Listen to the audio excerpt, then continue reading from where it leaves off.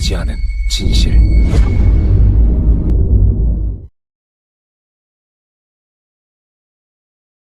조선의 역사 속에 두 아이가 있었습니다. 한 아이는 왕이었습니다. 12살에 왕위에 올라 17의 사약을 받았지요. 또 한 아이는 왕자였습니다. 2살에 이미 권력의 표적이 되어 9살에 세상을 떠났습니다. 두 아이의 차이점은 150년의 시간이었습니다. 하지만 그 삶은 너무나도 닮아 있었습니다. 오늘은 그 두 아이의 이야기를 함께 전해드리겠습니다. 단종, 그리고 영창대군. 왕의 아들로 태어난 것이 죄였던 두 사람의 이야기입니다. 왕의 아들로 태어난 죄. 두 사람을 소개합니다. 본격적인 이야기에 앞서 두 사람이 어떤 처지에 놓여 있었는지부터 살펴보겠습니다. 먼저 단종입니다.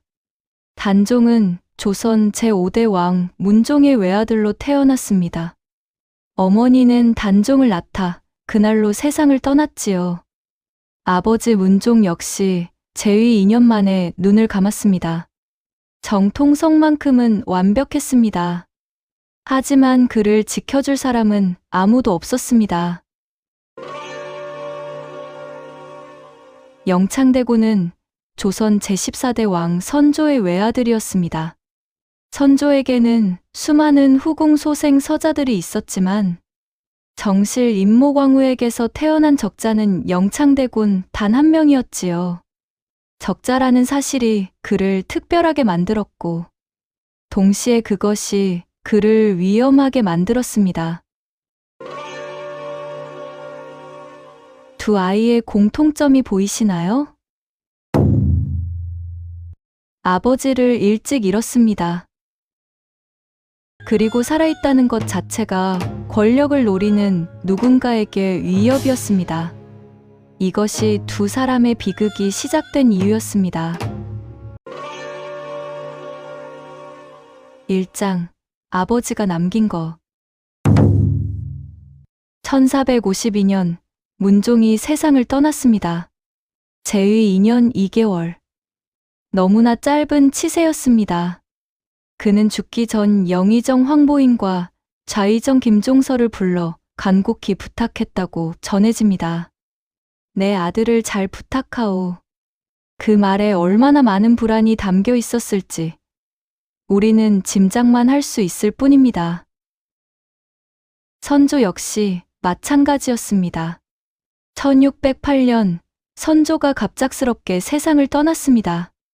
곁에는 임모광우와 두 살배기 영창대군이 있었습니다. 선조는 마지막까지 그 어린 아들 걱정을 했다고 합니다.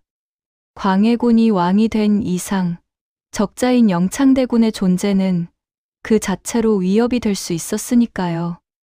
문종은 신하들과 아내에게 아들을 부탁했습니다. 선조는 왕후에게 아들을 부탁했습니다. 두 아버지의 부탁은 결국 모두 지켜지지 못했습니다. 2장, 살아있다는 것이 죄. 1452년 12살의 단종이 왕위에 올랐습니다. 정통성은 완벽했습니다. 문종의 적장자였으니까요. 하지만 그것이 전부였습니다. 왕이기는 했지만 아무것도 결정할 수 없었습니다. 조정의 실권은 이미 수양대군을 향해 기울고 있었습니다. 단종이 왕위에 오른 그 순간부터 그는 살아있다는 이유만으로 누군가의 걸림돌이었습니다. 영창대군의 상황은 더 노골적이었습니다. 광해군이 즉위했을 때 영창대군은 고작 2살이었습니다. 걷지도 말하지도 제대로 못하는 아이였지요. 하지만 대북파에게 그 2살짜리 아이는 이미 제거해야 할 존재였습니다. 적자라는 신분 하나가 그를 정치적 표적으로 만들었습니다. 단종은 12살의 표적이 되었습니다. 영창대군은 2살의 표적이 되었습니다. 이것이 조선의 권력이 작동하는 방식이었습니다. 두 사람 모두 스스로 무언가를 한 것이 아니었습니다. 그저 태어났고 살아 있었습니다. 그것만으로 권력을 탐하는 자에겐 충분한 위협이었습니다. 3장 칼과 북 계유정난 그리고 개추곡사. 단종을 향한 위협은 칼이었습니다. 1453년 10월 수양대군은 직접 군사를 이끌고 좌의정 김종서의 집으로 향했습니다. 철퇴한 방. 단종을 지키던 신하들이 그날 밤 줄줄이 쓰러졌습니다. 이것이 계유정난입니다. 쿠데타였지만 수양대군은 이를 영모를 진압했다고 선언했습니다. 13살 단종은 그 밤 아무것도 할 수 없었습니다. 영창대군을 향한 위협은 부시였습니다. 1613년 대북파의 핵심 이이첨은 작은 사건 하나를 손에 쥐었습니다. 서자 출신 불만 세력이 은을 파는 상인을 살해한 사건이었지요. 이이첨은 이 사건의 피의자들을 고문했습니다. 그리고 영창대군을 왕으로 추대하려 했다는 자백을 받아냈습니다. 진술이 얼마나 신빙성이 있었는지는 중요하지 않았습니다. 명분이 만들어졌습니다. 그것으로 충분했습니다. 이것이 개추곡사입니다. 영창대군의 외할아버지 김재남은 영모죄로 처형됐습니다. 그리고 그 칼날은 이제 8살 아이를 향하고 있었습니다. 단종을 위협한 것은 수양대군의 칼이었습니다. 영창대군을 위협한 것은 이이첨의 붓이었습니다. 방법은 달랐지만 결과는 같았습니다. 차장 빼앗기다. 1455년 단종의 나이 15이었습니다. 수양대군의 압박은 이미 견딜 수 없는 수위에 이르렀습니다. 단종은 결국 왕위를 내어놓았습니다. 형식상으로는 자발적인 양위였습니다. 하지만 그것이 자발적이었을 리 없었지요. 그는 상왕으로 물러났습니다. 그러나 살아있는 전 왕은 언제나 반역의 씨앗이 될 수 있었습니다. 영창대군은 왕위를 가진 적조차 없었습니다. 그저 적자로 태어났다는 이유만으로 1613년 8살의 나이에 강화도 유배령을 받았습니다. 빼앗길 것도 없었던 아이가 자유마저 빼앗겼습니다. 단종은 가진 것을 빼앗겼습니다. 영창대군은 가진 것도 없이 빼앗겼습니다. 두 사람 모두 자신의 의지와는 전혀 무관한 이유로 모든 것을 잃었습니다. 5장 섬에 갇히다. 단종은 영월 청룡포로 유배됐습니다. 청룡포는 3면이 강으로 한 면이 절벽으로 막힌 곳이었습니다. 배를 타지 않고서는 나갈 수도 들어올 수도 없는 천연 감옥이었지요. 단종은 그곳에서 하루하루를 보냈습니다. 강 건너편에 민가의 불빛이 보였지만 닿을 수 없는 거리였습니다. 17소년이 그 고요한 섬에서 무슨 생각을 했을지 우리는 헤아리기 어렵습니다. 영창대군은 강화도에 위리안치됐습니다. 위리안치란 처소 주변에 울타리를 두르고 밖을 나가지 못하게 하는 형벌이었습니다. 그 울타리 안에 8살짜리 아이가 있었습니다. 어머니도 아버지도 아는 얼굴도 없는 곳이었습니다. 아이는 날마다 어머니를 기다렸을 것입니다. 하지만 어머니는 오지 않았습니다. 올 수 없었으니까요. 단종의 청룡포는 강이 가두었습니다. 영창대군의 강화도는 울타리가 가두었습니다. 하지만 두 사람을 진짜 가둔 것은 강도, 울타리도 아니었습니다. 권력이었습니다. 청룡포에는 지금도 단종이 머물렀다는 관음송이 남아 있습니다. 수백 년을 자란 그 소나무는 단종이 기댔던 나무라고 전해집니다. 아무도 없는 섬에서 소녀는 나무에 기댔습니다. 6장 죽음. 1457년 가을, 단종에게 사약이 내려졌습니다. 17이었습니다. 단종이 마지막으로 무슨 말을 했는지는 기록에 남아있지 않습니다. 다만 한 가지가 전해집니다. 시신을 거두는 자는 역적으로 처벌한다는 명이 내려졌지만 영월의 호장 어뭉도는 목숨을 걸고 단종의 시신을 거두었습니다. 그것이 단종에게 남은 마지막 충절이었습니다.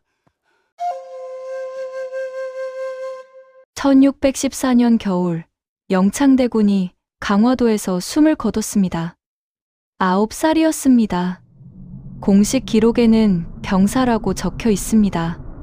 하지만 강화부사 정황이 처소 안에 군부를 지나치게 떼어 죽였다는 기록이 당시부터 전해집니다. 광해군이 직접 명을 내렸다는 증거는 없습니다. 하지만 그것이 묵인이었는지 지시였는지 우리는 알 수 없습니다. 다만 한 가지는 분명합니다. 9살 아이가 홀로 차가운 섬에서 죽었습니다. 단종은 사약을 받았습니다. 적어도 형식은 갖춰졌습니다. 영창대군은 사약조차 받지 못한 그저 어린 왕자였습니다. 나이도 죄목도 형식도 없이 사라졌습니다. 두 죽음 중 어느 것이 더 잔인했는지 우리는 쉽게 말할 수 없습니다. 단종의 나이 17, 영창대군의 나이 9. 지금으로 치면 고등학생과 초등학생입니다. 이 두 아이의 이야기가 역사책 속의 먼 이야기처럼 느껴지지 않는 이유가 여기에 있습니다. 7장 그들이 남긴 것. 두 사람의 죽음은 끝이 아니었습니다. 단종의 죽음은 사육신과 생육신이라는 역사를 낳았습니다. 성삼문, 박팽년 등 6신하는 단종 보기를 도모하다 처형됐습니다. 이들이 사육신입니다. 김시습처럼 벼슬을 버리고 평생 절개를 지킨 이들은 생육신이라 불렸습니다. 단종 한 사람을 위해 그 많은 사람들이 목숨과 삶을 바쳤습니다. 단종은 죽고 241년이 지난 1698년 숙종에 의해 왕으로 복위됐습니다.